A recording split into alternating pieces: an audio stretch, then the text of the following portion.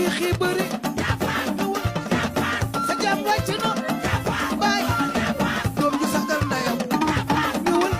saa yu ko neexee bëril ñëwal yow engagé wul góoru maam soxna loo si loxo njëkku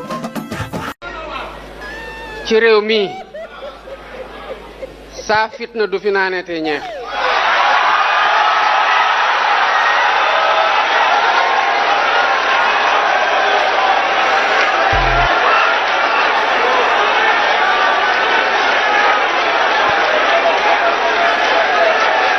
Merci beaucoup.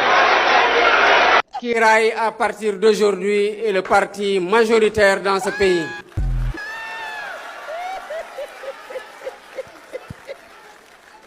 moo fi parti bu fi ëpp doole mooy parti bi fi mën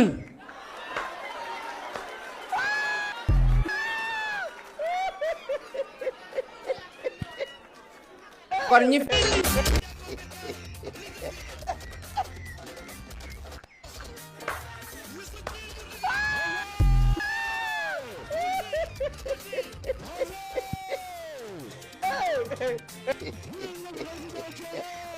parti Pastef kenn desatu fa ñëpp a ngi fii ma yëgle ko tey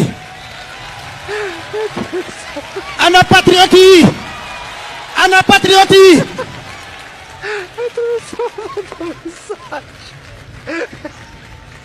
madame la superviseure ñii ñooy waa Pastef ñii ñooy waa Pastef Pastef bi président Diomaye tabax moo nekk nii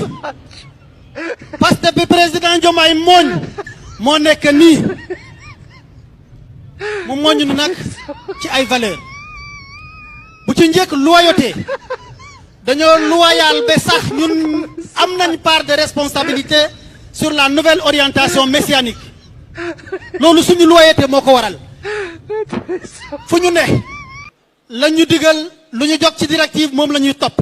nañ ko ba ni ñuy jaawale li tax ñu koy topp ba mu waral li am tey nii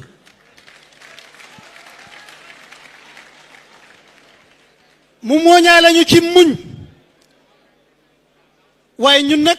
mu des dañoo amuloon jotu former suñu bopp ñu dugg ci xeex boo xam ne buñ ci génnee ñu jàpp. ngay dégg Bassirou Diomaye Diakhar buy wax day mel ni liir bu dellu